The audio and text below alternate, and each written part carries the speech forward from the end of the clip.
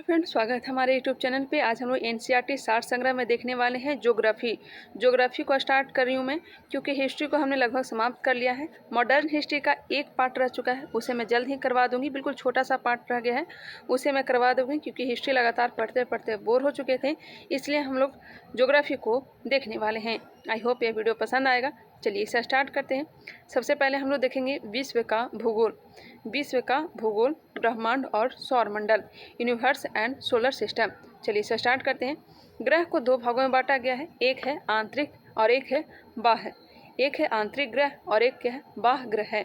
इसे आंतरिक ग्रह को पार्थिव ग्रह भी कहा जाता है और बाह्य ग्रह को क्या कहा जाता है, जोवियन ग्रह कहा जाता है। आंतरिक ग्रह में शामिल होते हैं बुध, शुक्र, पृथ्वी और मंगल। बुध, शुक्र, पृथ्वी और मंगल। वही बाह्य ग्रह में है बृहस्पति, शनि, अरुण, वरुण। आंतरिक ग्रह में 4 ग्रह हैं। कौन कौन है? बुध है, शुक्र है, पृथ्वी है, मंगल है। और बाह्य ग्रह में या फिर जोवियन ग्रह कहें, जोवियन ग्रह में 4 ग्रह हैं। कौन कौन है? बृहस्पति है, शनि है, अरुण है और वरुण है। मंगल और बृहस्पति के बीच में ही क्षुद्र ग्रह पाए जाते हैं। मंगल और बृहस्पति के बीच में क्या पाए जाते हैं? क्षुद्र ग्रह पाए जाते हैं। ध्यान रखेंगे और एक क्रम भी याद रखेंगे सूर्य से दूरी के अनुसार। सूर्य से सबसे नज़दीक कौन है? तो बुध है, उसके बाद शुक्र है, उसके बाद पृथ्वी, मंगल, उसके बाद बृहस्पति, शनि, अरुण, वरुण। चलिए आगे बढ़ते हैं। यहाँ पे ट्रिक भी दिया गया, अगर आप लोग देखना चाहें तो देख सकते हैं। My very efficient mother just served us nuts. आप लोग इसी तरह से याद रखें, ज़्यादा बेटर होगा। चलिए स्टार्ट करते हैं। बिग बैंग सिद्धांत के अनुसार लगभग 13.8 अरब वर्ष पूर्व वर्तमान ब्रह्मांड एक अत्यधिक सघन एवं अत्यधिक उच्च तापमान वाले एकल सूक्ष्म पिंड अथवा बिंदु के रूप में था, जिसे सिंगुलैरिटी कहा गया। इस पिंड में एक महाविस्फोट के पश्चात ब्रह्मांड का प्रसार प्रारंभ हुआ, जो अनवरत जारी है। बिग बैंग सिद्धांत के अनुसार लगभग 13.8 अरब वर्ष पूर्व वर्तमान ब्रह्मांड एक अत्यधिक सघन एवं अत्यधिक उच्च तापमान वाले एकल सूक्ष्म पिंड अथवा बिंदु के रूप में था, जिसे सिंगुलैरिटी कहा गया है। इस पिंड में एक महाविस्फोट के पश्चात ब्रह्मांड का प्रसार प्रारंभ हुआ, जो अनवरत जारी है। ध्यान देंगे।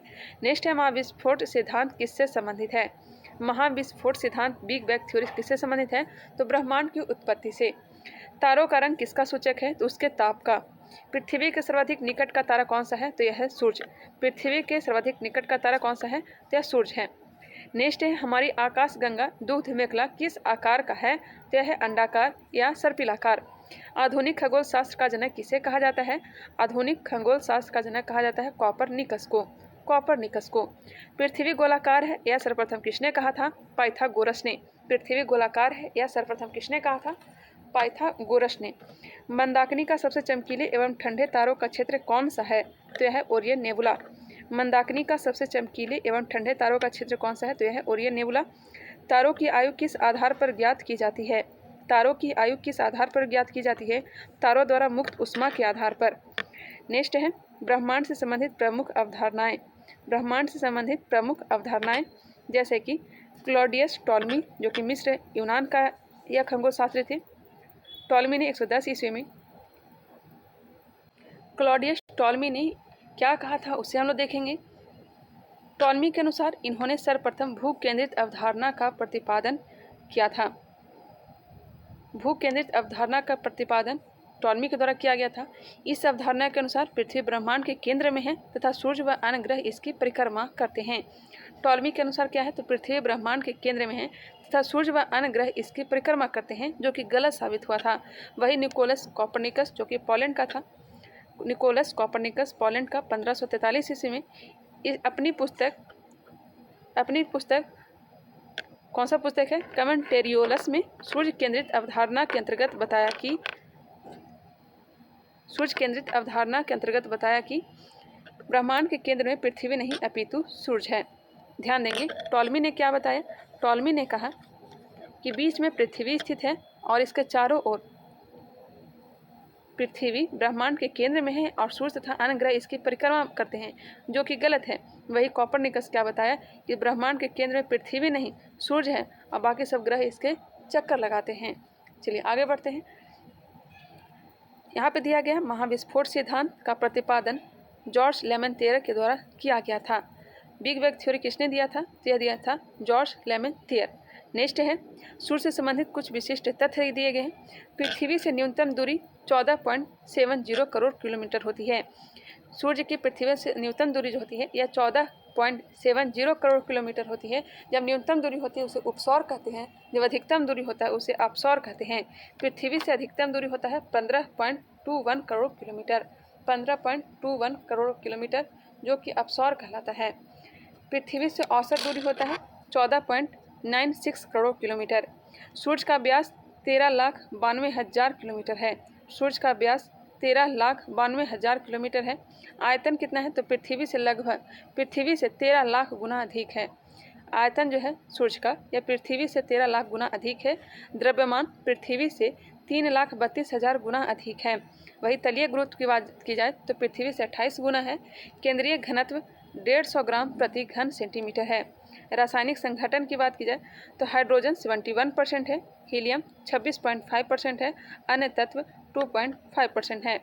हाइड्रोजन 71%, हीलियम 26.5% और अन्य तत्व कितना है? 2.5% है। चलिए आगे बढ़ते हैं। फोटोस्फीयर ताप कितना है? तो लगभग 6000 डिग्री सेल्सियस है। सतह का ताप, सूर्य के सतह का ताप कितना है? तो लगभग 6000 डिग्री सेल्सियस है। केंद्र का ताप की बात की जाए तो केंद्र का ताप है 15 मिलियन डिग्री सेल्सियस है। सूर्य के धब्बों का ताप हो जाएगा 15,000 डिग्री सेल्सियस। ऊर्जा उत्सर्जन 10 के पावर 26 जूल पर सेकेंड। सूर्य कितना ऊर्जा उत्सर्जन करता है? तो 10 के पावर 26 जूल पर सेकेंड ऊर्जा उत्सर्जन करता है। केंद्रीय दबाव की बात की जाए तो 1 अरब एटमॉस्फेयर है। 1 अरब एटमॉस्फेयर। अक्ष पर घूर्णन अवधि है 25.38 दिन। 25.38 दिन मध्य रेखा के सापेक्ष और 35 दिन ध्रुवों के सापेक्ष है। नेक्स्ट है, सूर्य की आयु 5 बिलियन वर्ष है। सूर्य की आयु लगभग 5 बिलियन वर्ष। समान तारे का संभावित जीवन काल होता है यह 10 बिलियन वर्ष होता है। सूर्य के प्रकाश की गति जो है यह 3 गुने 10 के पावर 8 मीटर पर सेकंड है। 3 गुने 10 के पावर 8 मीटर पर सेकंड या फिर 3 लाख किलोमीटर पर सेकंड है। हमारी आकाशगंगा के केंद्र की परिक्रमा करने में सूर्य को कितना समय लगता है? तो लगभग 25 करोड़ वर्ष। लगभग 25 करोड़ वर्ष लगता है। सूर्य की उस ऊर्जा किस क्रिया से उत्पन्न होती है? नाभिकीय संलयन के द्वारा। सूर्य के केंद्र में उपस्थित सभी पदार्थ अत्यधिक उच्च तापमान लगभग 15 लाख डिग्री सेंटीग्रेड के कारण गैस और प्लाज्मा अवस्था में पाए जाते हैं। सूर्य से सबसे निकट स्थित तारे प्रोक्सिमा सेंचुरी की दूरी कितनी है? प्रोक्सिमा सेंचुरी की दूरी हो जाता है 4.24 प्रकाश वर्ष। पृथ्वी अपने परिक्रमा पथ में लगभग किस माध्य वेग से सूर्य का चक्कर लगाती है? 29.9 किलोमीटर पर सेकंड के अनुसार। पृथ्वी अपने परिक्रमा पथ में लगभग किस माध्य वेग से सूर्य का चक्कर लगाती है? तो 29.9 किलोमीटर पर सेकंड। हमारे सौर मंडल का 99.86% द्रव्यमान सूर्य में निहित है। 99.86 द्रव्यमान सूर्य में निहित है। आगे बढ़ते हैं। किसी ग्रह का अपने अक्ष पर घूमने को परिभ्रमण कहते हैं। किसी ग्रह का अपने अक्ष पर घूमने को परिभ्रमण कहते हैं, जबकि दूसरे के चारों ओर चक्कर लगाने को क्या कहते हैं? परिक्रमण कहते हैं। सूर्य के चारों ओर चक्कर लगाने को क्या कहते हैं? परिक्रमण कहते हैं। परिभ्रमण किसे कहते हैं? जो अपने अक्ष पर घूर्णन करता है उसे परिभ्रमण कहता है, उसे रोटेशन कहते हैं। और किसी और के चारों चक्कर लगाते हैं उसे क्या कहते हैं? रिवोल्यूशन कहते हैं, परिक्रमण कहते हैं। दिन रात किस कारण होते हैं? दिन रात होते हैं पृथ्वी के अपने कक्ष पर घूर्णन के कारण। अपने अक्ष पर घूर्णन करने के कारण दिन रात होते हैं। ग्रह क्या हैं? ग्रह क्या हैं? तो वे प्रकाशहीन पिंड जो सूर्य के प्रकाश से प्रकाशित होते हैं ग्रह कहलाते हैं। पृथ्वी किन ग्रहों के मध्य स्थित है? तो शुक्र एवं मंगल के बीच है। आकाश में कितने तारामंडल हैं? तो आकाश में तारामंडल की संख्या है 88, लेकिन खान सर ने 89 बताया था। एक बार आप लोग कन्फर्म कर लेंगे। आकार के अनुसार ग्रहों का अवरोही क्रम। आकार के अनुसार तो सबसे बड़ा ग्रह जो है बृहस्पति, शनि, अरुण, वरुण, 5वें नंबर पर अपना पृथ्वी, उसके बाद शुक्र, मंगल और बुध। सबसे बड़ा ग्रह बृहस्पति, सबसे छोटा ग्रह बुध है। घनत्व के अनुसार ग्रहों का अवरोही क्रम। घनत्व के अनुसार बताना है। सर्वाधिक जो घनत्व है यह पृथ्वी का है, उसके बाद बुध का है, बुध के बाद शुक्र का है, शुक्र के बाद मंगल का है। पृथ्वी, बुध, शुक्र, मंगल, उसके बाद वरुण, बृहस्पति, अरुण, शनि। इसे याद रखेंगे आप लोग। घनत्व के अनुसार ग्रहों का अवरोही क्रम घटते क्रम दिया गया है। तो पृथ्वी का घनत्व सर्वाधिक है, उसके बाद बुध, शुक्र, मंगल, वरुण, बृहस्पति, अरुण और शनि। आगे बढ़ते हैं। शनि का घनत्व सबसे कम एवं पृथ्वी का घनत्व सबसे अधिक है। पृथ्वी का घनत्व सबसे अधिक है और शनि का घनत्व सबसे कम है। आंतरिक या पार्थिव ग्रह को देखेंगे, टेरेस्ट्रियल या अधिवासीय। तो आंतरिक ग्रह 4 है। कौन कौन? बुध है, शुक्र है, पृथ्वी है और मंगल है। वही बाह्य ग्रह जो बृहस्पति के समान होता है उसे जोवियन ग्रह कहते हैं। बृहस्पति, शनि, अरुण और वरुण है। नेक्स्ट है सूर्य से दूरी के अनुसार ग्रहों का आरोही क्रम। सूर्य से दूरी के अनुसार ग्रहों का आरोही क्रम हो जाएगा। तो पहले नंबर पर है बुध, उसके बाद है शुक्र, शुक्र के बाद पृथ्वी, पृथ्वी के बाद मंगल, मंगल के बाद बृहस्पति, शनि, अरुण और वरुण। आई होप यह आपको याद होगा। सूर्य का निकटतम ग्रह जो है यह बुध है और सबसे सुदूरतम ग्रह जो है यह वरुण है। सबसे नज़दीक बुध, सबसे दूर वरुण। सूर्य के परितः परिक्रमण व्यय के अनुसार ग्रहों का आरोही क्रम क्या हो जाएगा? आरोही क्रम बताना है सूर्य के परितः परिक्रमण वेग के अनुसार। तो सबसे जल्दी परिक्रमण कर लेता है बुध, उसके बाद शुक्र, उसके बाद पृथ्वी, उसके बाद मंगल। आरोही का मतलब क्या होगा? बढ़ते क्रम बताना है। बृहस्पति, शनि, अरुण और वरुण। सबसे कम ज़्यादा समय लेता है वरुण और सबसे कम समय कौन लेता है? तो बुध लेता है। बुध का परिक्रमण वेग सबसे कम होता है। सबसे कम होता है किसका? बुध का। और सबसे ज़्यादा किसका होता है? तो वरुण का होता है। परिवहन वेग के अनुसार ग्रहों का आरोही क्रम दिया गया है। बृहस्पति, शनि, अरुण, वरुण, पृथ्वी, मंगल, बुध और शुक्र। परिभ्रमण वेग के अनुसार ग्रहों का आरोही क्रम, आरोही मतलब घटते क्रम नहीं, बढ़ते क्रम, सॉरी बढ़ते क्रम। बृहस्पति, शनि, अरुण, वरुण, पृथ्वी, मंगल, बुध और शुक्र। नेक्स्ट है पृथ्वी से संबंधित विशिष्ट तथ्य दिए गए हैं। यहाँ पे थोड़ा सा मिसप्रिंट हो चुका है, इसे लास्ट में देखने का प्रयास करेंगे। यहाँ पे मिसप्रिंट हो चुका है। यहाँ पे दिया गया है बृहस्पति तथा शनि पर कौन सी प्रमुख गैसें पाई जाती हैं? गौर से सुन लीजिएगा। बृहस्पति तथा शनि पर कौन सी प्रमुख गैसें पाई जाती हैं? तो बृहस्पति और शनि पर पाई जाती है हाइड्रोजन, हीलियम तथा मीथेन। हीरक वलय डायमंड रिंग का दृश्य कब देखा जा सकता है? हीरक वलय जो देखा जा सकता है पूर्ण सूर्य ग्रहण के समय सूर्य की परिधि पर। हीरक वलय दिखा देती है पूर्ण सूर्य ग्रहण के समय सूर्य की परिधि पर। यदि सूर्य और पृथ्वी के मध्य की दूरी 1/4 कम हो जाए तो हमारे वर्ष की अवधि कम हो जाने की सबसे अधिक संभावना होगी। यदि सूर्य और पृथ्वी के मध्य की दूरी 1/4 कम हो जाए तो हमारे वर्ष की अवधि कम हो जाने की सबसे अधिक संभावना होगी। नेक्स्ट क्या दिया गया है उसे देखते हैं। यहाँ पे थोड़ा सा मैं छोड़ रही हूँ क्योंकि लास्ट में देखने का प्रयास करेंगे, मिस प्रिंट हो चुका है। वे दो ग्रह जिसके कोई उपग्रह नहीं है। तो कौन दो ऐसे उपग्रह हैं? कौन दो ऐसे ग्रह हैं जिसके कोई उपग्रह नहीं है? तो एक बुध है और एक शुक्र है। जब दिन और रात की अवधि बराबर होती है तो सूर्य की किरणें सीधी पड़ती हैं भूमध्य रेखा पर। हेल बॉब तथा हैली क्या है? हेल बॉब तथा हैली क्या है? यह पुच्छल तारा है। ग्रहों से संबंधित महत्वपूर्ण तथ्य दिए गए। सूर्य से निकटतम ग्रह है बुध। गौर करिएगा, सूर्य से निकटतम ग्रह है बुध। सूर्य से निकटतम ग्रह बुध हो गया और पृथ्वी से निकटतम ग्रह है शुक्र। सर्वाधिक गर्म ग्रह शुक्र है। सूर्य से सर्वाधिक दूर स्थित ग्रह वरुण है। सबसे दूर कौन सा है? वरुण। सबसे बड़ा ग्रह बृहस्पति है। सबसे छोटा ग्रह बुध है। यह बहुत ईजी है, बेसिक है, ये सब तो आप लोग को पता ही होगा।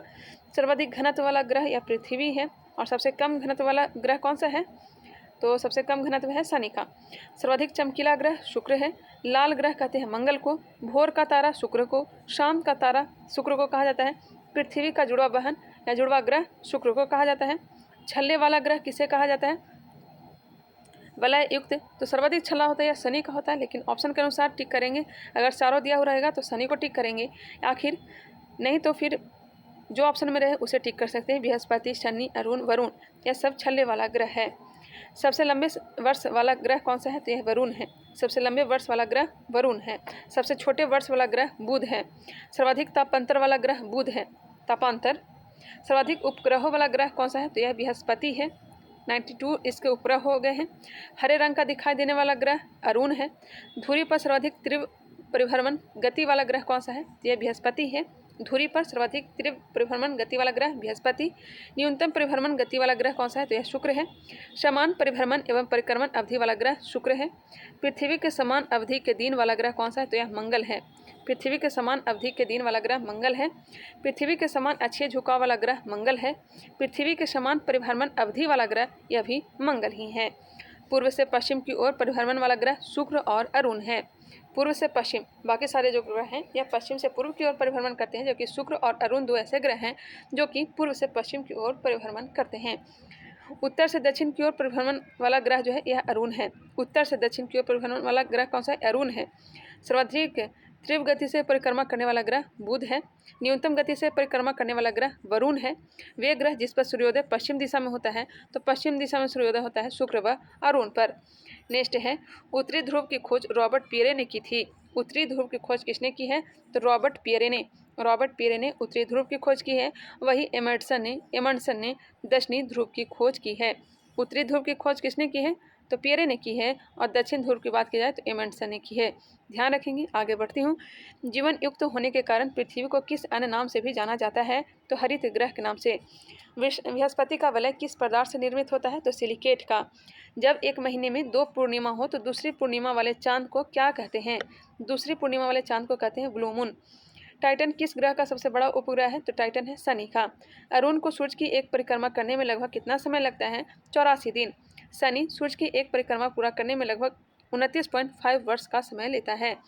शनि सूर्य की परिक्रमा करने में कितना समय लेता है? 29.5 वर्ष का समय लेता है। सूर्य का जुड़वा तारा किसे कहते हैं? सूर्य का जुड़वा तारा कहा जाता है नेमेसिस को सूर्य का जुड़वा तारा कहा जाता है। किस ग्रह के दिन का मान और उसके अक्ष का झुकाव लगभग पृथ्वी के दिन के मान और झुकाव के समतुल्य है? यह कथन किस ग्रह के संबंध में सही है? तो यह मंगल ग्रह के। किस ग्रह के दिन का मान और उसके अक्ष का झुकाव लगभग पृथ्वी के दिन के समान और झुकाव के समतुल्य है? यह कथन किस ग्रह के संबंध में सही है? तो यह मंगल ग्रह के। 1610 ईस्वी में बृहस्पति के उपग्रहों की खोज किस वैज्ञानिक ने की थी? 1610 ईस्वी में बृहस्पति के उपग्रहों की खोज की थी गैलीलियो ने। वे ग्रह जिसके चारों ओर वलय हैं वह है बृहस्पति, शनि, अरुण और वरुण।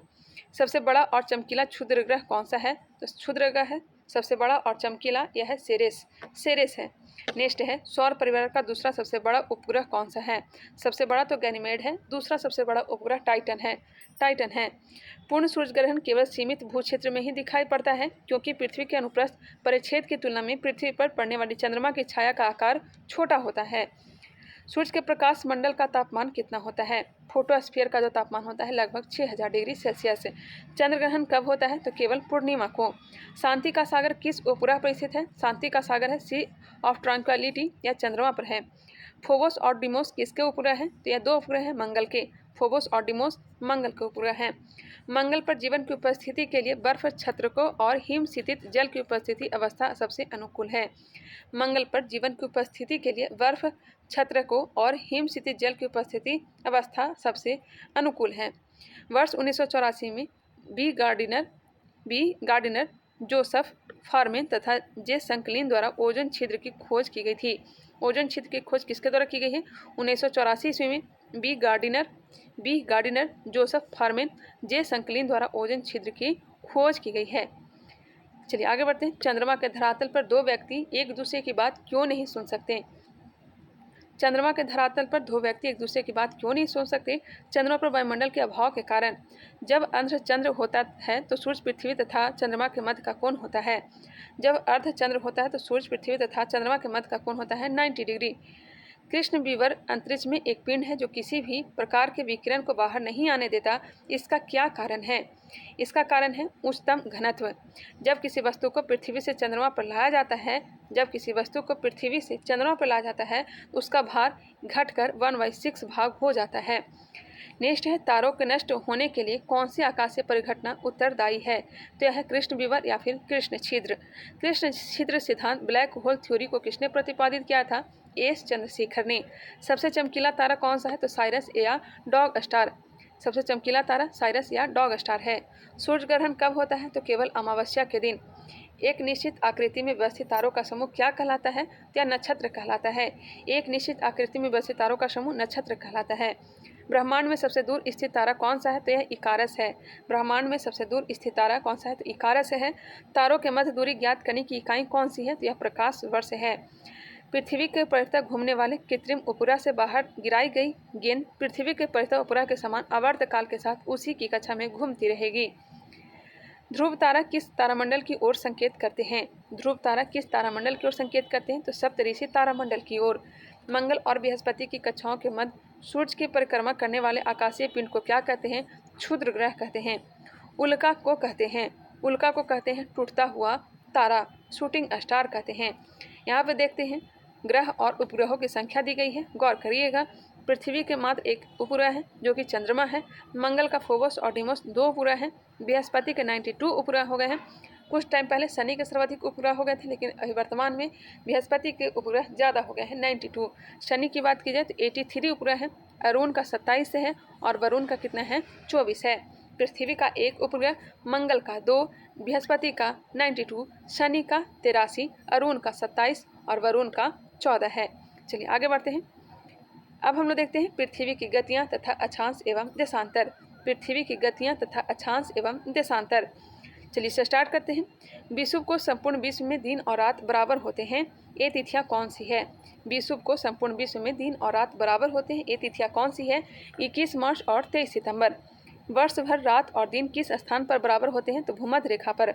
वर्ष भर दिन और रात किस स्थान पर बराबर होते हैं? तो यह होते हैं भूमध्य रेखा पर, इक्वेटर पर। कर्क संक्रांति के समय उत्तरी गोलार्ध के किस स्थान पर 12 घंटे का दिन होगा? तो विषुवत रेखा पर। कर्क संक्रांति के समय उत्तरी गोलार्ध के किस स्थान पर 12 घंटे का दिन होगा? तो हो जाएगा विषुवत रेखा पर। नेक्स्ट है ग्रीष्म अयनात प्रतिवर्ष किस तिथि को होता है? ग्रीष्म अयनात जो होता है यह 21 जून को। दोपहर में आपकी छाया किस तिथि को सबसे छोटी होती है? यह होती है 21 जून को। दोपहर में आपकी छाया किस तिथि को सबसे छोटी होती है? तो 21 जून को होती है। वार्षिक तापांतर किस अक्षांश पर न्यूनतम होता है? तो यह भूमध्य रेखा पर। प्रधान यमनोत्तर तथा विषुवत रेखा का प्रतिच्छेदन बिंदु कहाँ अवस्थित है? तो यह है अटलांटिक महासागर में। अटलांटिक महासागर में 0 अंश अक्षांश तथा 0 अंश देशांतर बिंदु का प्रतिच्छेदन अटलांटिक महासागर में अवस्थित है। सूर्योदय की पहली किरण भारत के किस यमनोत्तर पर दिखाई देती है? यह दिखाई देती है 27 डिग्री 25 मिनट पूर्व। सूर्योदय की पहली किरण भारत के किस यमनोत्तर पर दिखाई देती है? तो 97 डिग्री 25 मिनट पूर्व। अंतर्राष्ट्रीय दिनांक रेखा किस महासागर से गुजरती है? तो अंतर्राष्ट्रीय दिनांक रेखा गुजरती है प्रशांत महासागर से। पृथ्वी की भूमध्य रेखा की कुल लंबाई कितनी है? भूमध्य रेखा की कुल लंबाई है 40,075 किलोमीटर। भूमध्य रेखा की लंबाई है 40,075 किलोमीटर। भूमध्य रेखा या फिर विषुवत रेखा एक ही है। ग्लोब पर 2 स्थानों के मध्य न्यूनतम दूरी अंतर्राष्ट्रीय तिथि रेखा पर नहीं होती है। ग्लोब पर 2 स्थानों के मध्य न्यूनतम दूरी अंतर्राष्ट्रीय तिथि रेखा पर नहीं होती है। कौन सी देशांतर रेखा प्रधान यमनोत्तर के साथ मिलकर ग्लोब पर किस वृहत वृत्त का निर्माण करती है? यह निर्माण करती है 180 डिग्री देशांतर। कौन सी देशांतर रेखा यमनोत्तर प्रधान यमनोत्तर के साथ मिलकर ग्लोब पर किस वृहत वृत्त का निर्माण करती है? यह निर्माण करती है 180 डिग्री देशांतर। यहाँ पे मैप दिए गए हैं, 2 मैप दिए गए हैं, उसे देखने का प्रयास करते हैं। ऋतु परिवर्तन चक्र दिया गया, आप लोग खुद से देख लीजिएगा।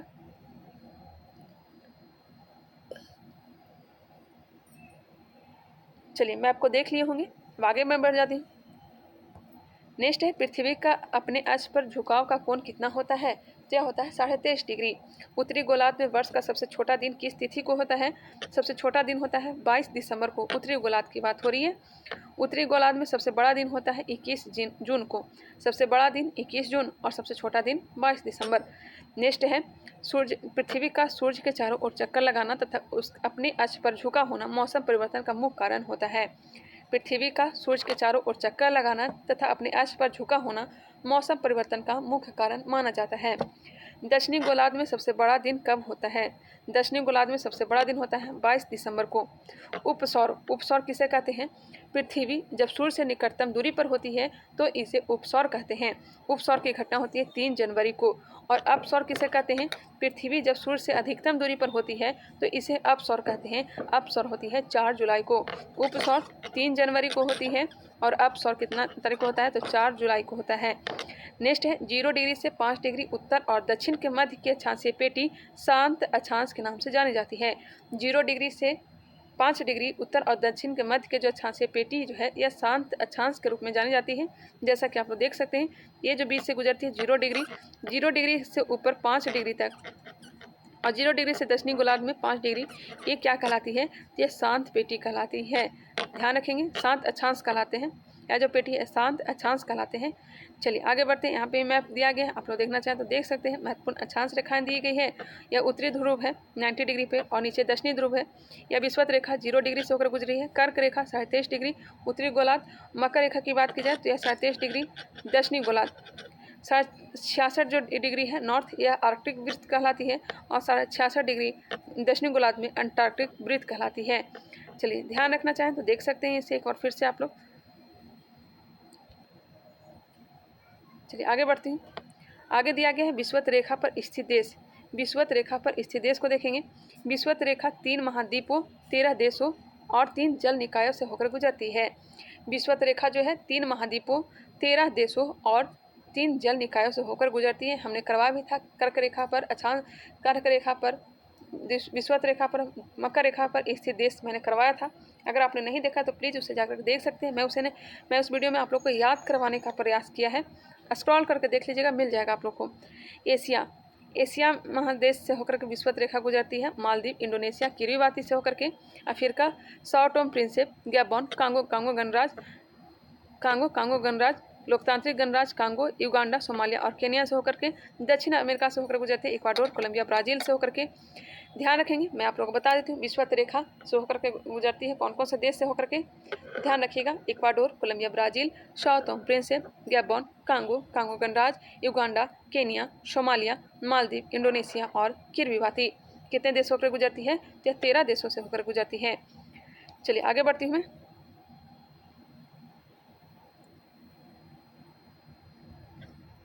जल निकाय से होकर गुजरती है अटलांटिक महासागर से होकर के, प्रशांत महासागर और हिंद महासागर से होकर के।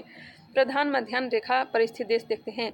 प्रधान मध्याह्न रेखा पर स्थित देश को देखेंगे। प्रधान मध्याह्न रेखा 3 महाद्वीपों से होकर गुजरती है, 8 देशों और 6 जल निकायों से होकर गुजरती है। 3 महाद्वीप कौन कौन से हैं? तो यूरोप, अफ्रीका और अंटार्कटिका है। यूरोप, अफ्रीका और अंटार्कटिका है।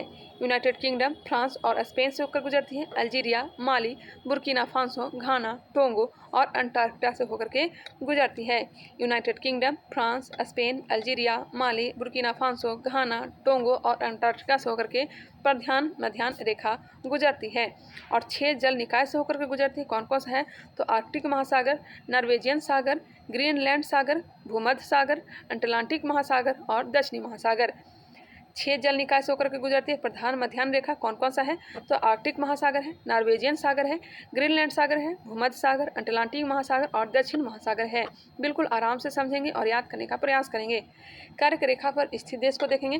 कर्क रेखा जो है यह 3 महाद्वीपों 16 देशों और 6 जल निकायों से होकर के गुजरती है। ध्यान देंगे, कर्क रेखा पर स्थित देश कौन कौन सा है? तो एशिया की बात की जाए तो ताइवान, चीन, म्यांमार, बांग्लादेश, भारत, ओमान, संयुक्त अरब अमीरात, सऊदी अरब। अफ्रीका की बात की जाए तो मिस्र, लीबिया, नाइजर, अल्जीरिया, माली, पश्चिमी सहारा, मॉरिटानिया। उत्तरी अमेरिका की बात की जाए तो बहामास और मैक्सिको। ये बात हो रही है कर्क रेखा पर स्थित देश को। कर्क रेखा, मैक्सिको, बहामास, याद कर लीजिएगा।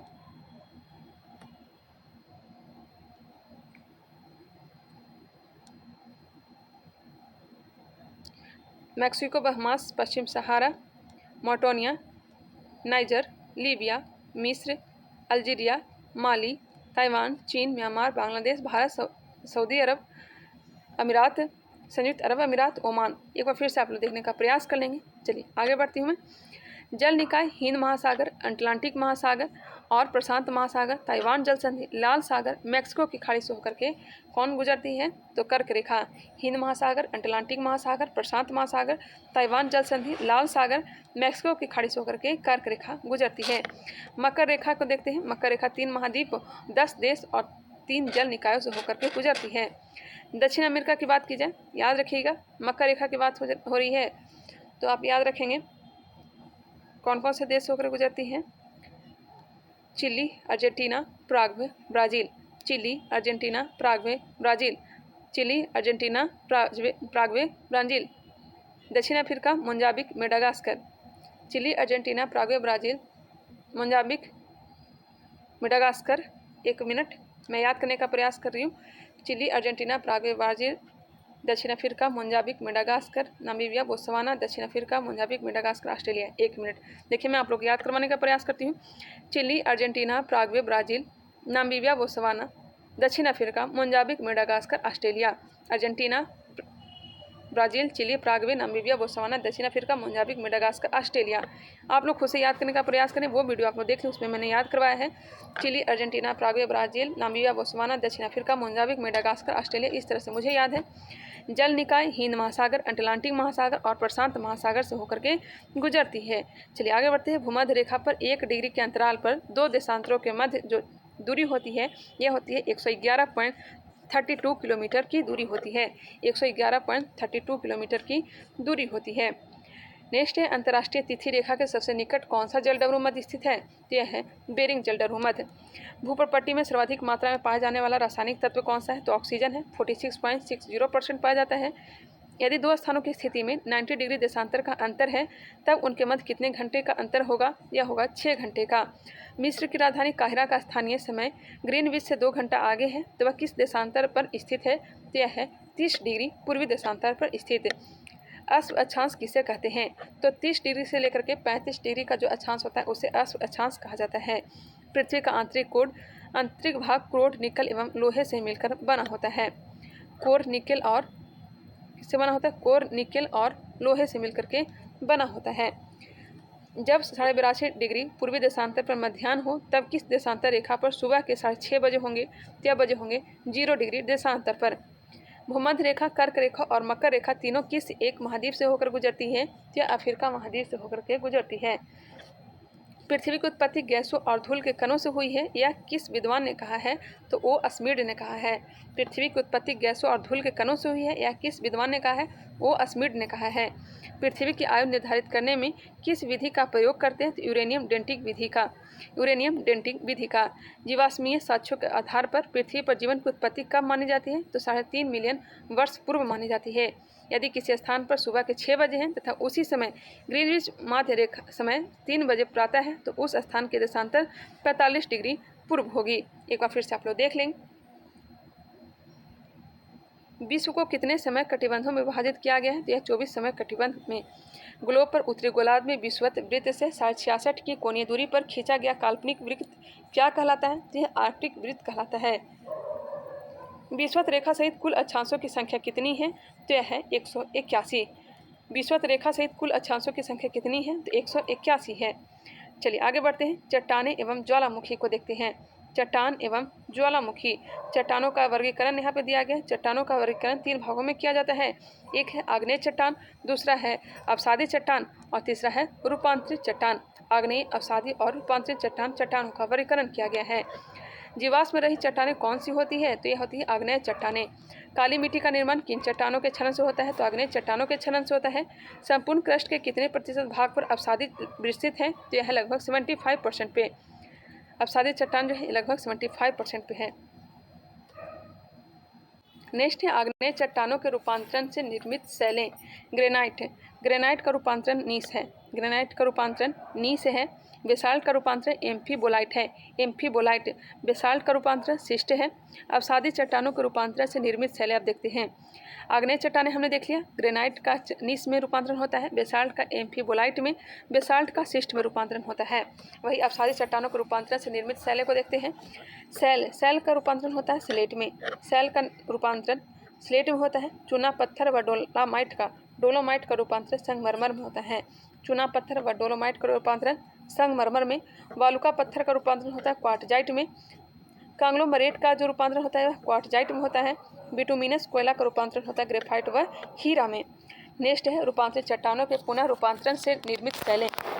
रूपांतरण चट्टानों से ही पुनः रूपांतरण में निर्मित शैलें को देखते हैं, क्योंकि आग्नेय से अवसादी में रूपांतरण तो होता ही है, अवसादी से रूपांतरण में होता है, जबकि रूपांतरण से रूपांतरण में भी सेल का निर्माण होता है। उसे हम लोग देखने वाले हैं। स्लेट का रूपांतरण होता है फाइलाइट में।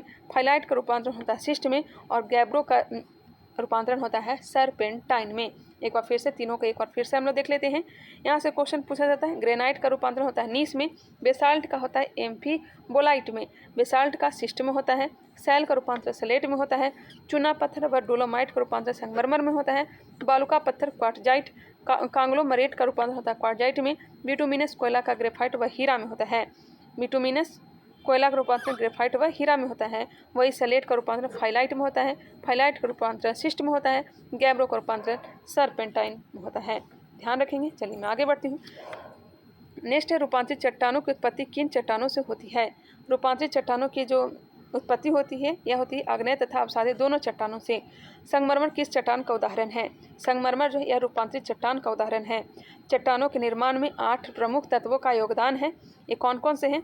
चट्टान का जो निर्माण होता है इसमें 8 प्रमुख तत्व होते हैं। ऑक्सीजन होते हैं, सिलिकॉन होते हैं, एल्यूमिनियम होता है, लोहा होता है, कैल्शियम होता है, सोडियम, पोटेशियम एवं मैग्नीशियम। ओ सियाल फेकोना इसका एक ट्रिक भी है, आप लोग याद करना चाहते याद रख सकते हैं। ओ सियाल फेकोना सर्वाधिक अगर तत्व पाया जाता है या ऑक्सीजन पाया जाता है, उसके बाद सिलिकॉन, उसके बाद एल्यूमिनियम पाया जाता है।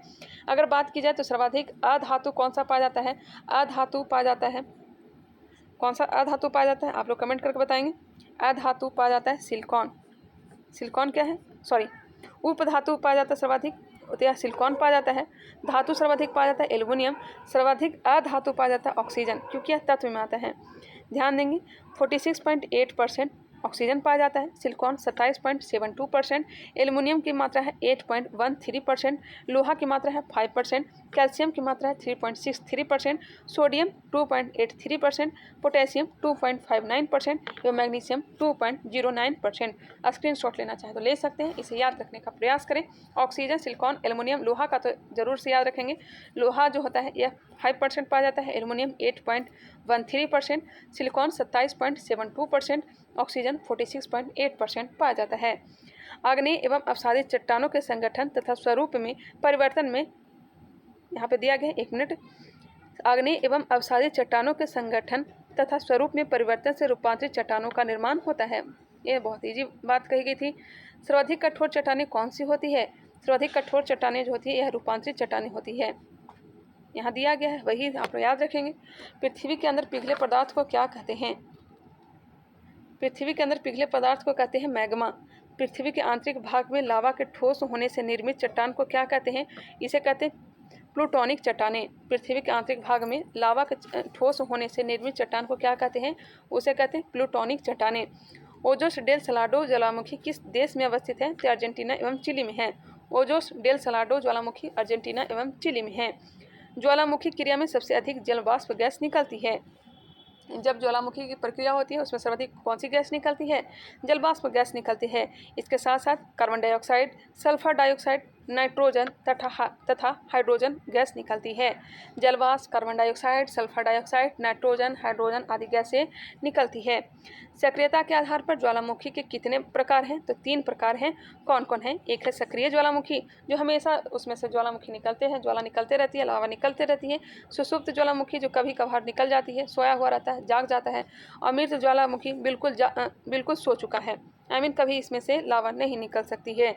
वैसे ज्वालामुखी जो लंबे समय से सक्रिय नहीं हुए हैं किंतु भविष्य में कभी भी सक्रिय हो सकते हैं, कभी भी जाग सकता है, उसे क्या कहते हैं, सुसुप्त ज्वालामुखी। ज्वालामुखी से निकलने वाले पदार्थ हैं, यहाँ देखते हैं ज्वालामुखी से निकलने वाले पदार्थ कौन कौन से हैं। ज्वालामुखी से निकलने वाले पदार्थों को 3 वर्गों में विभक्त किया गया है। एक है गैस तथा जल वाष्प, दूसरा है विखंडित पदार्थ, और तीसरा की बात की जाए तो यह हो जाएगा लावा। पहला है गैस तथा जलवाष्प, दूसरा है विखंडित पदार्थ और तीसरा है लावा। गैस तथा जलवाष्प को देखते हैं। ज्वालामुखी उद्भेदन के समय सर्वप्रथम गैसें एवं जलवाष्प बाहर आते हैं। इसमें जलवाष्प की मात्रा सर्वाधिक होती है, 60 से 90% इसमें जलवाष्प होती है। अन्य गैसों में CO2, नाइट्रोजन एवं सल्फर डाइऑक्साइड आदि प्रमुख होती है। विखंडित पदार्थ में क्या होते हैं, तो इसमें धूल एवं राख से बनी चट्टाने टुकड़े, जिसे क्या कहते हैं, टफ कहते हैं। मटर के दाने के आकार वाले टुकड़े को लैपली कहते हैं। धूल एवं राख से बने चट्टानों के टुकड़े को क्या कहते हैं, टफ कहते हैं। मटर के दाने के आकार वाले टुकड़े को लैपली कहते हैं। ये भी ध्यान रखेंगे। कुछ इंच से लेकर कई फीट तक के व्यास वाले बड़े बड़े चट्टानी टुकड़े एवं अपेक्षाकृत बड़े आकार के टुकड़े को ब्रेसिया कहते हैं। वही बात है, जब सबसे छोटा हो उसे क्या कहेंगे, टफ कहते हैं। इससे थोड़ा सा बड़ा हो मटर के दाने के अनुसार उसे लैपली कहते हैं, और इसका बड़ा आकार उसे क्या कहते हैं, ब्रेसिया कहते हैं। टुकड़े आदि बाहर धरातल पर निकलते हैं, उसे विखंडित पदार्थ कहते हैं। अब हम लोग जानते हैं लावा के बारे में। ज्वालामुखी उद्गार के समय भूगर्भ में स्थित तरल पदार्थ को मैग्मा कहते हैं। जब मैग्मा धरातल पर निस्तृत निश्चित होता है तो उसे लावा कहते हैं। अंदर रहता है तो इसे मैग्मा कहते हैं और बाहर जब निकल जाता है उसे क्या कहते हैं हम लोग? लावा कहते हैं। धरातल पर लावा के ठंडा होने के बाद वह आग्नेय चट्टान कहलाता है। उसके बाद क्या कहलाता है? आग्नेय चट्टान कहलाता है। ये अंदर से निकला क्या? तो मैग्मा निकला। मैग्मा जब ठंडा होता है उसे लावा कहते हैं। लावा जब इकट्ठा हो जाता है, ठंडा हो जाता है, तो इस चट्टान को क्या कहते हैं? आग्नेय चट्टान कहते हैं। चलिए आगे बढ़ते हैं। आगे दिया गया किस प्रकार के लावा में सिलिका की अधिक मात्रा पाई जाती है? सिलिका की अधिक मात्रा पाई जाती है अम्लीय लावा में। सिलिका की अधिक मात्रा पाई जाती है अम्लीय लावा में। अंडमान निकोबार के नारकोंडम द्वीप पर स्थित ज्वालामुखी किस प्रकार का ज्वालामुखी है? तो यह सुषुप्त ज्वालामुखी है। माउंट किलिमंजारो किस श्रेणी का ज्वालामुखी है? तो यह है शांत ज्वालामुखी का। शांत ज्वालामुखी का यहाँ पे देख सकते हैं, दिया भी गया है। चित्र को याद रखेंगे। Laccolith, phacolith, sill, lopolith, sill, dyke, आश्रय शंकु, यह सबसे क्वेश्चन पूछा जाता है, इसलिए हम ध्यान देंगे। चलिए मैप को देख लिए होंगे। ये आंतरिक दिया गया है। ये बाहर जब निकल जाता है उसे लावा कहते हैं, जो ठंडा होने पर आग्नेय चट्टान का निर्माण होता है। अंदर भी कहीं ना कहीं बीच में जाकर के फंस जाता है, उसे हम लोग देखेंगे। यहाँ पे दिया गया ही होगा। विश्व का सर्वाधिक सक्रिय ज्वालामुखी कौन सा है? तो यह किलायु है, हवाई द्वीप पर स्थित है। विश्व का सर्वाधिक सक्रिय ज्वालामुखी किलायु हवाई द्वीप पर स्थित है। हमारे सौरमंडल में अब तक ज्ञात सबसे बड़ा ज्वालामुखी ओलंपस मॉन्स है, जो मंगल ग्रह पर स्थित है। किस ज्वालामुखी को भूमध्य सागर का प्रकाश स्तंभ कहा जाता है? किस ज्वालामुखी को भूमध्य सागर का प्रकाश स्तंभ कहा जाता है? यह कहा जाता है माउंट स्ट्रोम्बोली को। ज्वालामुखी पर्वत माउंट सेंट हेलेस कहाँ स्थित है? तो यह है संयुक्त राज्य अमेरिका में। माउंट सेंट हेलेस कहाँ स्थित है? संयुक्त राज्य अमेरिका में है। अफ्रीका महाद्वीप का सर्वोच्च पर्वत शिखर माउंट किलिमंजारो तंजानिया में है। मोना लोआ एक सक्रिय ज्वालामुखी है। यह कहाँ स्थित है? तो यह हवाई द्वीप समूह पर है, संयुक्त राज्य अमेरिका में। अंटार्कटिका का एकमात्र सक्रिय ज्वालामुखी माउंट एरबस है। माउंट इरेबस है अंटार्कटिका का एकमात्र सक्रिय ज्वालामुखी। ईरान के दो प्रमुख मृत ज्वालामुखी कौन से हैं? देखें, देवबंद व कोह सुल्तान। यह मृत ज्वालामुखी ईरान के देवबंद और कोह सुल्तान। यूरेशियन प्लेट अफ्रीका व इंडियन प्लेट मध्य महाद्वीपीय पेटी ज्वालामुखी मेखला के अंतर्गत आते हैं। यूरेशियन प्लेट अफ्रीका व इंडियन प्लेट मध्य महाद्वीपीय पेटी ज्वालामुखी मेखला के अंतर्गत आते हैं। ज्वालामुखी शंकु के ऊपर मिलने वाली कीपाकार गर्तनुमा आकृति को क्या कहते हैं? इसे क्रेटर कहते हैं। ज्वालामुखी शंकु के ऊपर मिलने वाले कीपाकार गर्तनुमा आकृति को क्या कहते हैं? इसे क्रेटर कहते हैं। संयुक्त राज्य अमेरिका का रेनियर हुड व शास्ता किस ज्वालामुखी श्रेणी के उदाहरण है? संयुक्त राज्य अमेरिका रेनियर हुड व शास्ता किस ज्वालामुखी श्रेणी का उदाहरण है? यह मिश्रित ज्वालामुखी शंकु का उदाहरण है। अलास्का, जो कि संयुक्त राज्य अमेरिका के भाग है, अलास्का के कटमई पर्वत को 10,000 धुआरों की घाटी कहा जाता है। 10 धुआरों की घाटी किसे कहा जाता है? 10,000 धुआरों की घाटी कहा जाता है कटमई पर्वत को। अलास्का में स्थित है कटमई पर्वत। शॉर्टकट में बोल देते हैं 10,000 धुआरों की घाटी किसे कहते हैं? तो अलास्का को, जबकि नहीं, कटमई पर्वत को कहा जाता है। नेक्स्ट है विश्व के सक्रिय ज्वालामुखी। याद रखने का प्रयास करेंगे, यहाँ से क्वेश्चन बिहार दरोगा हो या फिर कोई भी एग्जाम हो, वहाँ से पूछे जाते हैं। चलिए याद करते हैं। कोटोपैक्सी ज्वालामुखी जो है यह इक्वाडोर में है। 5,897 मीटर इसकी ऊंचाई है। क्लूचेवस्काया कहाँ है? तो यह रूस में है। इसकी ऊंचाई जो है यह 4,688 मीटर है। सबसे ऊंचा मेरे ख्याल से लगता है कि कोटोपैक्सी ही है, जो इक्वाडोर में है। 5,897 मीटर इसका लंबाई है, 5,897 मीटर। क्लूचेवस्काया कहाँ है? तो रूस में है। 4,688। ब्रेनगेल पर्वत अलास्का में है। 4,317 मीटर इसकी ऊंचाई है। कैमरून में है। 4,070 मीटर इसकी ऊंचाई है। इरेबस कहाँ है? तो अंटार्कटिका में है। Erebus 3,795 metre. नीरागोंगो कहाँ है? तो यह डेमोक्रेटिक रिपब्लिक ऑफ कांगो में है। 3,470 मीटर इसकी ऊंचाई है। इली आमना कहाँ है? तो अलेतुआन श्रेणी संयुक्त राज्य अमेरिका में है। 3,053 मीटर इसकी ऊंचाई है। माउंट एटना सिसिली इटली में है, सिसिली द्वीप पर है, इटली में है। माउंट बेकर कास्केड श्रेणी संयुक्त राज्य अमेरिका 3,285 मीटर इसकी ऊंचाई है। चिल्लन महाद्वीप कहाँ है? चिल्लन ज्वालामुखी यह है चिली में। चिल्लन ज्वालामुखी यह चिली में है। 3,200 मीटर इसकी ऊंचाई है। माउंट न्यामुरागिरा यह कांगो में है। मैं भी नया नाम सुन रही हूँ। यह कांगो में है। इसकी ऊंचाई जो है 3,090 मीटर है। बिलारिका चिली में है, यह 2842 मीटर इसकी ऊंचाई है। माउंट रुहापेहू यह न्यूजीलैंड में है, ऊंचाई कोई खास नहीं है याद करना। पोरक मैक्सिको में है। असामा जापान में है। ओसामा कहाँ है? असामा जापान में। पोरक मैक्सिको में। सेंट हेलेस पर्वत संयुक्त राज्य अमेरिका में है। नगाउ रूहोए यह न्यूजीलैंड में है। नगाउ रूहोए कहाँ है? तो न्यूजीलैंड में है। हवला कहाँ है? तो यह आइसलैंड में है। हवला कहाँ है? तो आइसलैंड में है। विसुवियस कहाँ है? तो इटली में है, नेपल्स की खाड़ी के पास, नेपल्स की खाड़ी में। किलायू हवाई संयुक्त राज्य अमेरिका। अस्ट्राम्बोली इटली। एक बार फिर से रिकॉल करते हैं, बहुत कचपच हो गया है, बहुत ज़्यादा उलझ गया है। Cotopaxi Ecuador. कोटोपैक्सी कहाँ है? तो यह इक्वाडोर में है। क्लूचेवस्काया रूस में है। व्रेनगल पर्वत अलास्का में है। कैमरून में है। Erebus Antarctica. निरागोनगो यह डेमोक्रेटिक रिपब्लिक ऑफ कांगो गणराज्य में है। इलिआमना कहाँ है? तो एलेतुआन श्रेणी संयुक्त राज्य अमेरिका। माउंट एटना जो है सिसिली द्वीप इटली में है।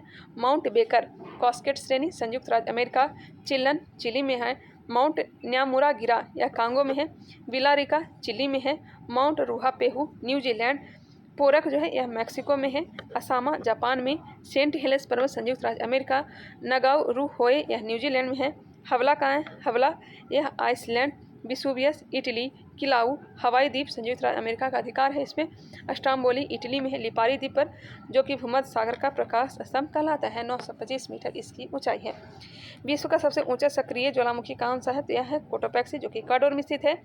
ज्वालामुखियों का मेखलाबद्ध वर्गीकरण कितने भागों में किया गया है? तो यह 4 भागों में। ज्वालामुखी का मेखलाबद्ध वर्गीकरण कितने भागों में किया गया है? 4 भागों में।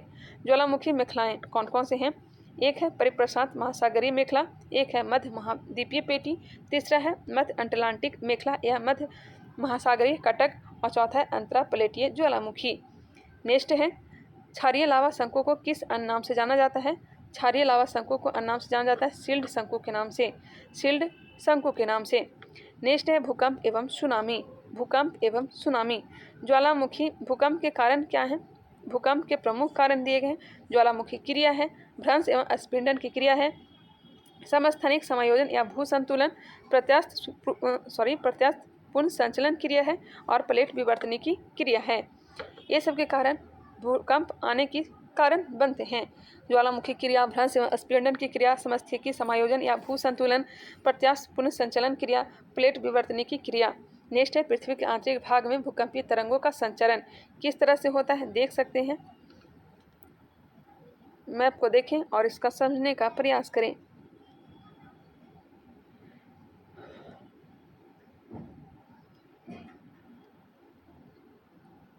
चलिए आगे बढ़ती हूँ। जहाँ से भूकंप उत्पन्न होता है उसे कहते हैं आंतरिक कोर, और जहाँ पृथ्वी पर जब आकर के मिलती है उसे कहते हैं भूकंप अधिकेंद्र। भूकंप 3 प्रकार के होते हैं, भूकंप के जो तरंग होते हैं यह 3 प्रकार के होते हैं। एक होते हैं प्राइमरी, एक होते हैं सेकेंडरी, और तीसरा होते हैं लव वेव। प्राइमरी तरंगें भूकंपीय प्रघात के 11.8 मिनट बाद पहुंचती हैं। प्राइमरी तरंगें जो है भूकंपीय प्रघात के 11.8 मिनट बाद पहुंचती हैं।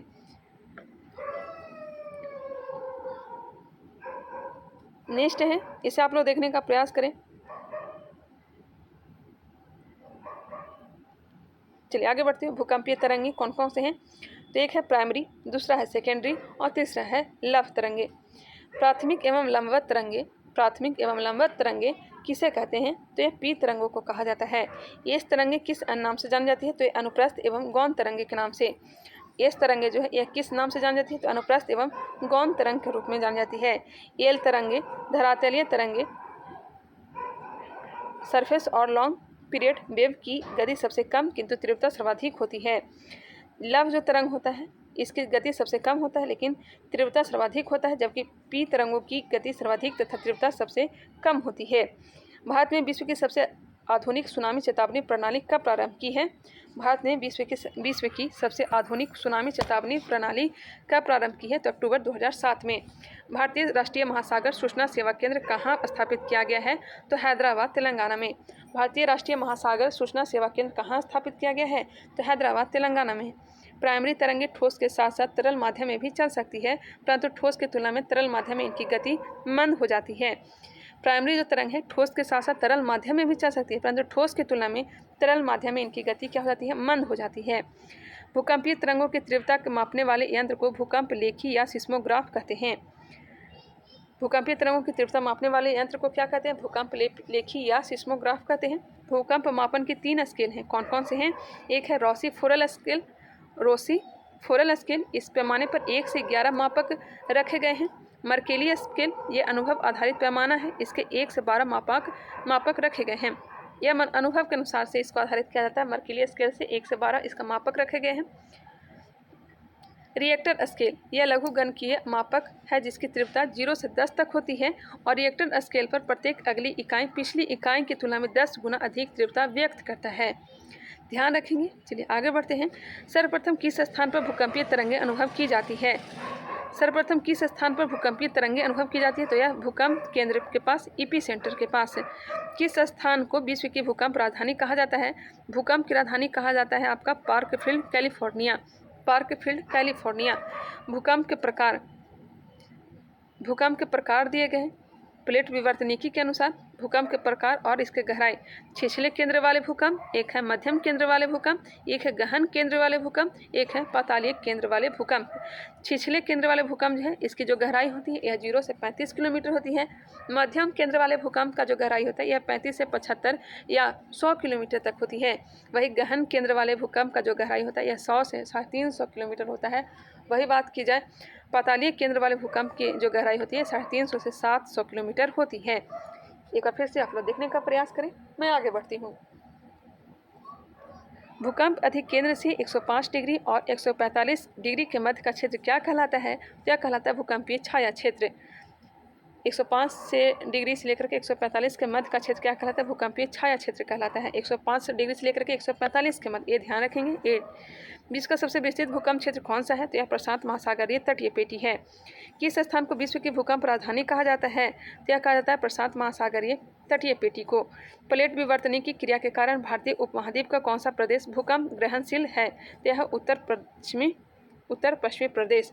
प्लेट विवर्तनिकी की क्रिया के कारण भारतीय उपमहाद्वीप का कौन सा प्रदेश भूकंप ग्रहणशील है? तो यह हो जाएगा उत्तर पश्चिमी प्रदेश, ये वाले जो प्रदेश हैं। चलिए आगे बढ़ते हैं। नेक्स्ट है महाद्वीप, द कॉन्टिनेंट्स। मैप को पहले देख लीजिए। कॉन्टिनेंट्स महाद्वीप को देखेंगे। एक महाद्वीप है हमारा एशिया, दूसरा है अफ्रीका, तीसरा है यूरोप, चौथा हो जाएगा उत्तरी अमेरिका। चौथा कौन सा है? उत्तरी अमेरिका। पांचवा है दक्षिणी अमेरिका। चलिए इसे स्टार्ट करते हैं। मैप को एक बार गौर से देख लीजिए।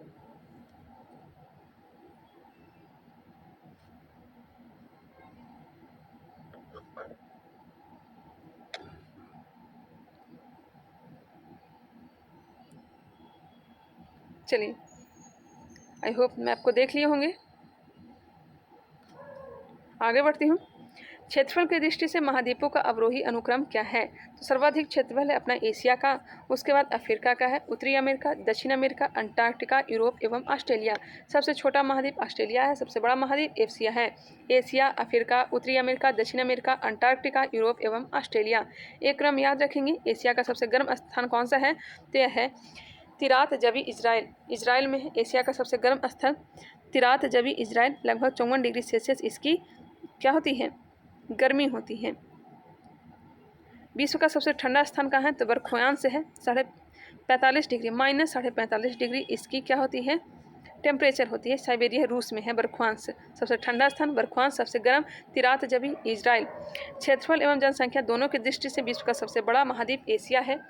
विश्व का सबसे गर्म स्थान डेथ वैली किस द्वीप में स्थित है? डेथ वैली स्थित है उत्तरी अमेरिका में। दक्षिण अमेरिका तथा उत्तरी अमेरिका को कौन सी नहर विभाजित करती है? तो यह विभाजित करती है पनामा नहर। ऑस्ट्रेलिया, न्यूजीलैंड, मेलानेशिया, माइक्रोनेशिया और पॉलिनेशिया द्वीपों को संयुक्त रूप से ओशिनिया कहा जाता है।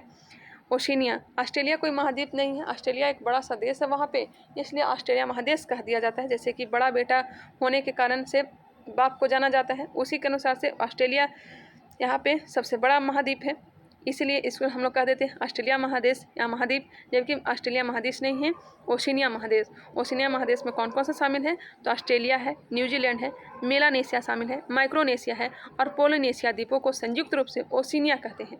ध्यान रखेंगे। चलिए आगे बढ़ते हैं। महाद्वीप एक दूसरे से कैसे पृथक हुए? तो प्लेट विवर्तनी की क्रिया के द्वारा एक दूसरे से पृथक हुए। किस महाद्वीप की औसत ऊंचाई सर्वाधिक है? किस महाद्वीप की औसत ऊंचाई सर्वाधिक हो जाएगा? दक्षिणी ध्रुव का, अंटार्कटिका का। पूर्णतः हिमाच्छादित रहने के कारण अंटार्कटिका महाद्वीप को श्वेत महाद्वीप के नाम से भी जाना जाता है। प्रायद्वीपों का प्रायद्वीप एवं यूरेशिया का प्रायद्वीप किस महाद्वीप को कहा जाता है? तो यूरोप को कहा जाता है। उत्तरी गोलार्ध का सबसे छोटा महाद्वीप कौन सा है? तो यूरोप है। उत्तरी गोलार्ध का सबसे छोटा महाद्वीप कौन सा है? तो यूरोप है। अफ्रीका महाद्वीप से होकर विषुवत, कर्क और मकर रेखाएं गुजरती हैं। प्रति व्यक्ति भूमि उपलब्धता किस महाद्वीप में सर्वाधिक है? तो यह है ऑस्ट्रेलिया। प्रति व्यक्ति भूमि उपलब्धता किस महाद्वीप में सर्वाधिक है? तो यह है ऑस्ट्रेलिया। नेक्स्ट है पर्वत श्रेणियाँ। पर्वत श्रेणियाँ उसके बाद दिया गया शुष्क प्रदेश एवं मरुस्थल एवं घास, फिर है घाटियाँ एवं पठार। चलिए कम से कम इसे समाप्त करते हैं और अगले वीडियो में पर्वत श्रेणियों को इस वीडियो में देखते हैं। अगले वीडियो में हम लोग समाप्त करेंगे शुष्क प्रदेश, मरुस्थल एवं घास भूमियों को। चलिए स्टार्ट करते हैं। पर्वत श्रेणियाँ। वलन क्रिया किस कारण होती है? तो वलन क्रिया होती है पर्वत निर्माणकारी बल के कारण। विश्व की सर्वाधिक लंबी पर्वत श्रृंखला कौन सी है? तो यह एंडीज है। एंडीज पर्वत श्रेणी किस महाद्वीप में स्थित है? तो दक्षिण अमेरिका में है। विश्व के सर्वाधिक ऊंचे 8 पर्वत को देखते हैं। Mount Everest. माउंट एवरेस्ट की जो ऊंचाई है कितना है? 8,848.86 मीटर। नेपाल तिब्बत सीमा पर यह स्थित है। केटू की जो ऊंचाई है यह 8,611 मीटर है। इसकी ऊंचाई जो है 8,611 मीटर और यह भारत के पाक अधिकृत लद्दाख में है। केटू की ऊंचाई जो है 8611 है। कंचनजंगा 8586, 8,586 कंचनजंगा की ऊंचाई है। भारत नेपाल सीमा पर स्थित है। लोहात से ये 8,516 मीटर नेपाल तिब्बत सीमा पर है। मकालू 8,462 मीटर नेपाल तिब्बत सीमा पर है। चुआऊ कहाँ है? तो 8,201 नेपाल तिब्बत सीमा पर। धौलागिरी 8,167 मीटर नेपाल में है। मनसालू इसे हम लोग बोलते हैं। मनसालू 8,156 नेपाल में है। एक बार फिर से आप लोग देखने का प्रयास करें। मैं आगे तब तक बढ़ती हूँ। मैं तब तक पानी पी लेती हूँ, तब तक आप लोग देख लीजिए।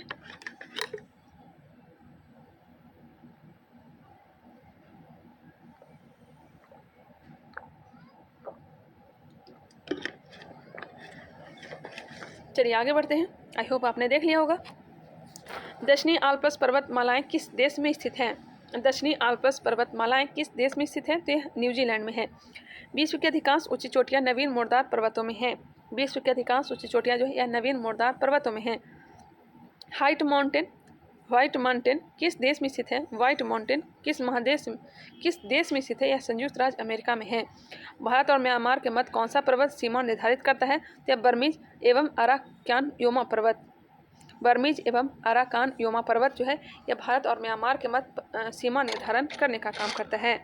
हिमालय का विस्तार अराकान योमा पर्वत किस देश में स्थित है? हिमालय का विस्तार अराकान योमा पर्वत जो है यह म्यांमार में है। सभी महाद्वीपों के सर्वोच्च शिखर। एशिया का सर्वोच्च शिखर जो है माउंट एवरेस्ट है। अफ्रीका का किलिमंजारो है और यूरोप का माउंट एल्ब्रुस सबसे ऊंची चोटी है। उत्तरी अमेरिका का माउंट डेनाली पर्वत श्रेणी है, सर्वोच्च शिखर है। दक्षिण अमेरिका का माउंट एकांगुआ है। ऑस्ट्रेलिया का माउंट कोस्टइस्को है। अंटार्कटिका का मिशन मैसिफ है। एक बार फिर से, एशिया का सबसे ऊंची चोटी माउंट एवरेस्ट, अफ्रीका का किलिमंजारो, यूरोप का माउंट एल्ब्रुस, उत्तरी अमेरिका का माउंट डेनाली, दक्षिण अमेरिका का क्या है तो माउंट एकांगुआ है, ऑस्ट्रेलिया का माउंट कोस्टइस्को है, अंटार्कटिका का मिशन मैसिफ है। मोड़दार या वलित पर्वत का निर्माण चट्टानों में पृथ्वी के आंतरिक शक्तियों द्वारा मोड़ या वलन के कारण होता है। संयुक्त राज्य अमेरिका। आगे है माउंट टिटलिस कहाँ स्थित है? माउंट टिटलिस कहाँ स्थित है? यह स्विट्जरलैंड में। स्पेन व फ्रांस के मध्य कौन सा पर्वत सीमा रेखा बनाता है? तो यह पिरेनीज। स्पेन व फ्रांस के मध्य कौन सा पर्वत सीमा रेखा बनाता है? यह बनाता है पिरेनीज। संयुक्त राज्य अमेरिका के 3 प्रमुख गुंबदकार पर्वत कौन से हैं? यह है हेनरी पर्वत, ब्लैक हिल्स, एडिरोंडेक पर्वत।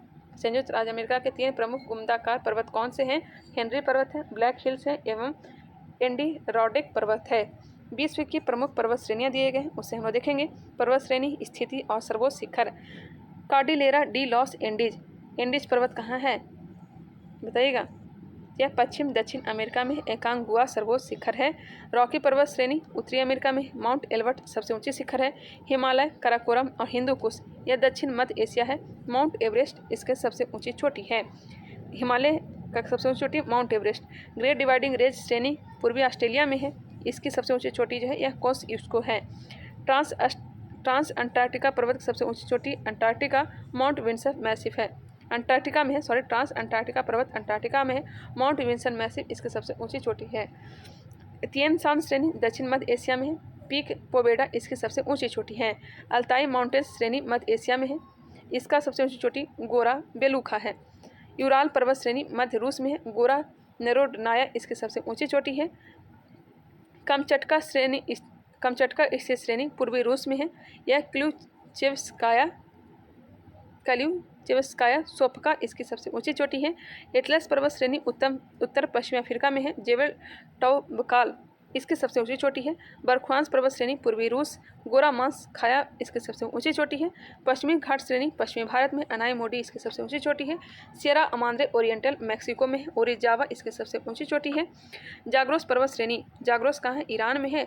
जाड कुह इसकी ऊंची चोटी है। एल्ब्रूस श्रेणी ईरान में है। देवाबंद इसकी सबसे ऊंची चोटी। स्कैंडिनेवियन रेंज यह पश्चिमी नॉर्वे में है। ग्लैंडो पीजन सबसे ऊंची चोटी है। पश्चिमी सियरा माद्रे यह मैक्सिको में है। नेवोडे जी कोलिमा इसकी सबसे ऊंची चोटी। ड्रैकेनस्बर्ग श्रेणी दक्षिण पूर्व अफ्रीका। दवाना एंटिलियाना इसकी सबसे ऊंची चोटी है। काकेशस पर्वत जो है, काकेशस श्रेणी यह रूस में है। एल्ब्रूस इसकी सबसे ऊंची चोटी है। अलास्का श्रेणी अलास्का में। माउंट मैकिन्ले इसकी सबसे ऊंची चोटी है। कास्केड रेंज श्रेणी संयुक्त राज्य अमेरिका और कनाडा। माउंट रेनियर इसकी ऊंची चोटी है। एपेनाइन श्रेणी की कहाँ है? तो इटली में है और इसकी सबसे ऊंची चोटी कोर्नो गैंडे है। अपलेशियन श्रेणी पूर्वी संयुक्त राज्य अमेरिका कनाडा। माउंट मिशेल इसकी ऊंची चोटी है अपलेशियन श्रेणी की। आल्पस पर्वत की सबसे ऊंची चोटी माउंट ब्लैक है, मध्यवर्ती यूरोप में स्थित है। सियरा माद्रे डेल सुर यह मैक्सिको में है। टियोटेपेक इसकी सबसे ऊंची चोटी है। हमें पता है कि आपके माइंड से सारा का सारा निकल गया होगा। मुझे पता है याद तो बिल्कुल भी नहीं हुआ होगा, लेकिन कोई नहीं, एक दो बार आप लोग प्रयास करेंगे। आप लोग स्क्रीनशॉट ले लें, एक दो बार इसका रिवीजन करें। याद करने के लिए थोड़ा तो मेहनत करना ही पड़ेगा। आप लोग को भी स्क्रीनशॉट ले लेंगे और एक दो बार इसको याद करने का प्रयास करेंगे, क्योंकि यहाँ से क्वेश्चन पूछा जाता है। पर्वत श्रेणी सर्वोच्च शिखर। चलिए, मेरे एक बार बताने से ऐसा नहीं है कि आप लोग को याद हो जाता होगा। नया नया नाम है यहाँ पे, 2-3 बार रिवीजन तो करना ही पड़ेगा। चलिए, इसका स्क्रीनशॉट ले लेंगे आप लोग। मैं आगे बढ़ती हूँ। अब आगे दिया गया है, क्या दिया गया है उसे हम लोग देखते हैं। आगे दिया गया है शुष्क प्रदेश, मरुस्थल एवं घास भूमियाँ। इसे हम लोग अगले वीडियो में समाप्त करने वाले हैं। आई होप यह वीडियो पसंद आया होगा। अगर यह पसंद आया है तो इसे लाइक करें, हमारे चैनल को सब्सक्राइब करें और कमेंट करना ना भूलें। और मेरा हेल्प एक आप लोग ज़रूर करेंगे। आप लोग इसे जहाँ तक हो सके इसे शेयर करना ना भूलेंगे। यहाँ पे एक छूट गया था क्योंकि यहाँ पे मिस प्रिंट हो चुका था। मैं अगले वीडियो में इसका मैं अच्छे से फ़ोटो बना कर लाऊँगी और इसे मैं पूरा करवाने का प्रयास करूँगी। मुझे याद है यहाँ पे छूटा हुआ है एक हिस्ट्री, मॉडर्न हिस्ट्री का पार्ट एक रह गया है, उसे भी मैं करवा दूँगी। चलिए, मिलते हैं नेक्स्ट वीडियो के साथ। तब तक के लिए धन्यवाद।